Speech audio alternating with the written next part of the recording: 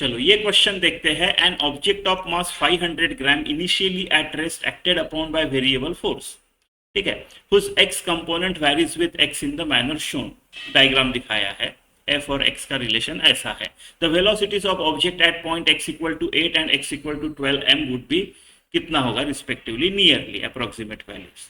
ठीक है, तो देखो इनिशियली एट रेस्ट है, यहाँ पे इसका वेलोसिटी 0 है, हमको v एट 8 में निकालना है, v एट 12 में निकालना है, v एट 12 में निकालना है, राइट। पहले v एट 8 में फोकस करते हैं, velocity at x equal to 8 में फोकस करते हैं।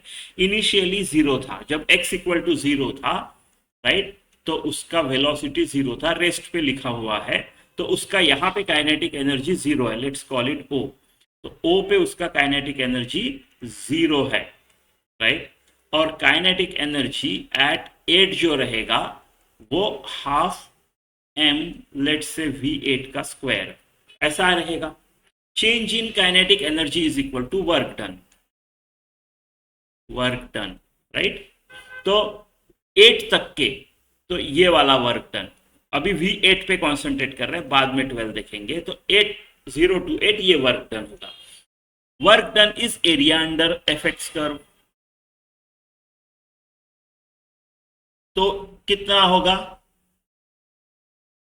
20 5 100 ये है रेक्टेंगल, 3 10 30 ये है, 130 है।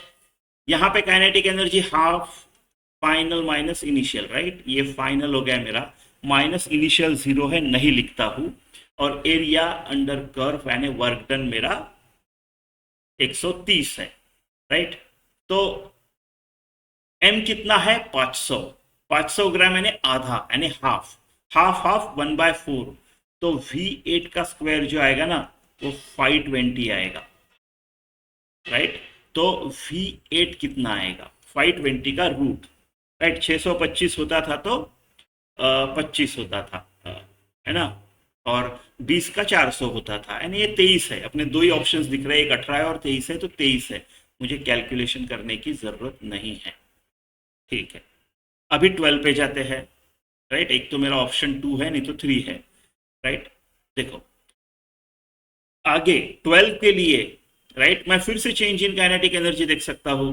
अब मैं 8 और 12 का करूंगा, राइट, 8 और 12 का करूंगा। So kinetic energy at 12 minus kinetic energy at 8 is equal to work done area under curve. इस बार मुझे 8 और 12 यानी मुझे ये वाला एरिया देखना पड़ेगा, ये वाला एरिया प्लस ये वाला एरिया।